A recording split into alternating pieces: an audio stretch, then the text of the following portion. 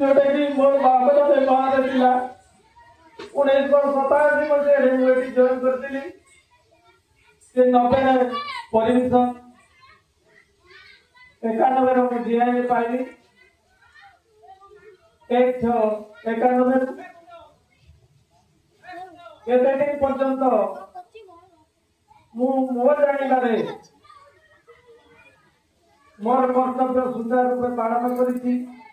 पिला को भल पाइबा देती मो स्टाफ मान को भल पाइबा देती केतने कठोर आघात करी मो झील जो दी जन कहते तुलसी और पिंकी केतले भी बहुत आघात देती और कौशल्या दीदी से बहुत भूल करती बहुत भूल जोटा कि मुझे गाड़ी दिए कि गोटे बड़ गुण थिला से जिते गाड़ी देले पूरा निरुत्तर रहती फसी दिखती और एकराम सर आसी आमर 2-2.5 वर्ष है रही कौन से काम से न पचारे किसी करती ना मुझे सब जे आपण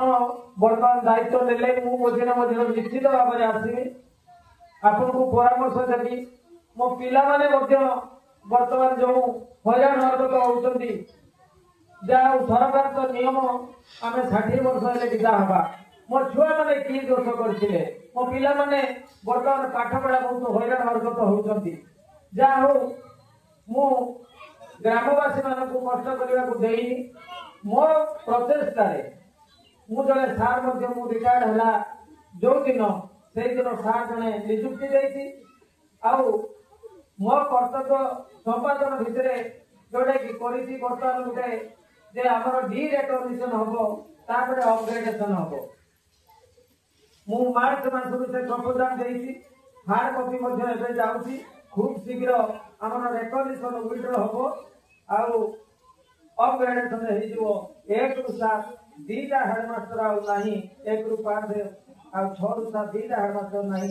बर्तमान लेवल 3 जड़े अपग्रेडेशन हो सारा निश्चित भाव में खूब शीघ्र आमर ब्लॉक संगठन जिला संगठन राज्य संगठन आम पाखे अच्छा से निश्चित भाव में लगे चेष्टा जारी करेंगे आमर सरकारी स्तर में आमर सब प्रकार सहायता जोगे जे कौन क्षेत्र आम अनुष्ठान को